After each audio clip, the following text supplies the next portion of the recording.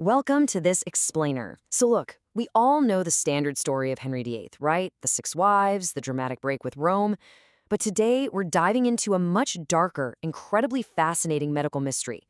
How exactly did a celebrated athletic Renaissance prince transform into a paranoid, bloated tyrant in the span of just 7 years?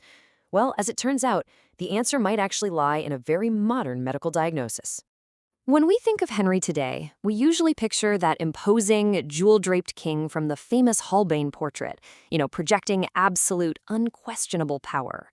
But the reality of Henry in his 50s was terrifyingly different. That golden prince was long gone. In his place was a dangerously unpredictable man, morbidly obese, and living in constant, agonizing pain from a leaking leg ulcer.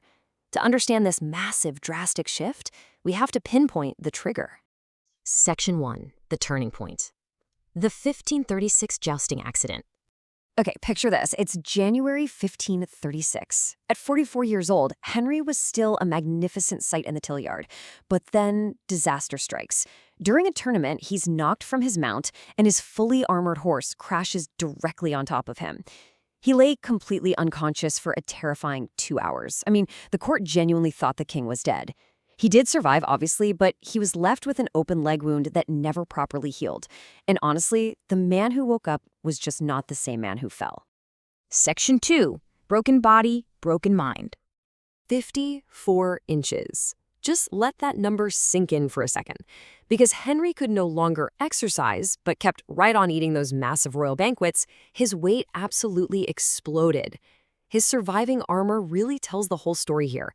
He went from a trim 32-inch waist in his 20s to a massive 54 inches. By the 1540s, he literally had to be carried around his palaces in a specially designed chair. It even got to the point where they needed mechanical pulleys just to hoist him onto his horse. Now, modern science looks at that 2-hour spell of unconsciousness very, very differently. Medical historians, backed up by a really interesting 2016 Yale study, suggest that the fall caused a severe traumatic brain injury. Specifically, they point to CTE, or chronic traumatic encephalopathy. It's the exact same condition we hear about with modern athletes who suffer repeated concussions. When you view it through that lens, his sudden shift toward profound paranoia, terrifying rages, and intense impulsiveness suddenly makes complete medical sense. So, Henry was basically trapped in this perfect storm of medical catastrophes. Alongside the potential brain trauma, he was dealing with chronic, relentless agony. That leg wound from 1536 turned into a foul-smelling, pus-leaking ulcer.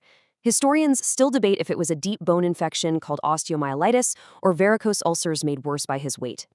He even tried treating it himself with herbal poultices, but it didn't work. The stench was actually so bad that visitors were literally warned in advance to brace themselves. Dealing with that level of daily untreated pain would erode anyone's sanity, wouldn't it? Section 3. Paranoia and purges. From there, things devolved incredibly fast. Just look at this timeline. Mere months after the 1536 accident, his wife Anne Boleyn is beheaded. Jump to 1540, and his most loyal minister is executed. By 1546, his realm was entirely engulfed in a gruesome wave of religious purges. He was executing both Catholics and Protestants on a whim. No one was safe anymore, and the danger was entirely unpredictable. Nothing illustrates this brain-damaged paranoia better than the sudden destruction of Thomas Cromwell. We're talking about the brilliant architect of Henry's break with Rome, a man who served him flawlessly for 10 solid years. Yet out of nowhere, Cromwell was arrested at a Privy Council meeting and condemned without a single trial, using what's called an act of attainder. He suffered a botched, completely gruesome execution on the exact same day Henry married Catherine Howard. And get this, it was a decision the king was already regretting as the axe fell. His religious policies violently zigzagged during this time.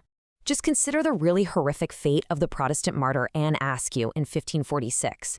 She was tortured so severely on the rack in the Tower of London, and by the way, it was personally operated by the Lord Chancellor himself, that her body was entirely broken. Because she absolutely refused to name fellow Protestants, she couldn't even stand. She had to be carried to her execution at the stake in a chair. Even Henry's final wife, Catherine Parr, narrowly avoided getting arrested as a heretic during this terrifyingly erotic period. Section 4. Ruining the realm. So, without Cromwell around to carefully manage the books, Henry's impulsiveness started bleeding the entire kingdom dry on these pointless glory wars. Up in Scotland, he launched the Rough Wooing. These were brutal raids trying to force the infant Mary Queen of Scots to marry his son. The result? Absolutely nothing but generations of hatred. Over in France, he captured the town of Bologna at the staggering cost of an entire year's royal income, only to turn around and quickly sell it right back. To pay for this massive ego trip, he completely bankrupted the country. He debased the national coinage, literally adding cheap metal to gold and silver, which, as you might guess, triggered crippling inflation. And perhaps the ultimate tragic metaphor for his sinking reign is the loss of the Mary Rose. In July 1545, Henry was watching proudly from the shore as his absolute favorite 500-ton warship sailed out to meet a French fleet. Then, suddenly, it just heeled over. It took on water through the open gun ports and sank in minutes, right in front of the king's own eyes. 400 men drowned. It was a staggering, highly public loss of life and prestige. Section 5. Death and the Tyrant's Legacy. By Christmas of 1546, the consequences of everything finally caught up with him. Bedridden with that septic ulcer and swinging violently between moments of crystal clarity and blind, terrifying fury, Henry finally died in the early hours of January 28, 1547. He was 55 years old. But here's a crazy detail. His death was kept entirely secret for 3 days. His terrified ministers had to frantically scramble to secure power and organize a succession for his fragile 9-year-old son, Edward. When we step back and look at the balance sheet of his 38-year reign, it leaves us with a deeply jarring paradox. On one hand, you had these monumental, nation-building achievements, right? He broke with Rome, created the Church of England, and massively expanded the Royal Navy. But the cost of that was just immense. A completely bankrupted country, the blood of his wives and his closest advisors, and a fractured, violently divided kingdom.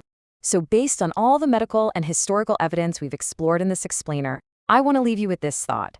Was the most famous English king truly a masterful architect of history, or was he simply a deeply damaged man, a victim of a severe brain injury, just lashing out in pain? It really forces us to wonder how many tyrants throughout history were driven not by grand ideologies, but by severe, undiagnosed trauma.